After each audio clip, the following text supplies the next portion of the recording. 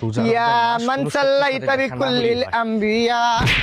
আসসালামু আলাইকুম। ওয়ালাইকুম আসসালাম। রমাদান মুবারক। রমাদান কারীম। আল্লাহ যেন তোর উপরে রহমত নাজিল করে। আল্লাহ যেন 30টা রোজা কবুল করে। আমার থেকে বেশি কইতাছে। অগ্রিম ঈদ মুবারক। অগ্রিম ঈদ মুবারক। তো কিছু মনে না করলে আমার বাসায় ইফতারি করবি? কেন, অবশ্যই। আর আজকে তুই আমার সাথে তারাবি পড়বি, বুঝছস? কারণ আমি জানি তোর নেচার, তুই 8 রাকাতের বেশি তারাবি পড়স না। তুই আমার সাথে আমাদের মসজিদে নামাজ পড়, পুরো 20 রাকাতের 20 রাকাতই তারাবি পড়বি তুই আমার সাথে। তুই কি বলতে চাইছিস? জিলাপির বাচ্চা।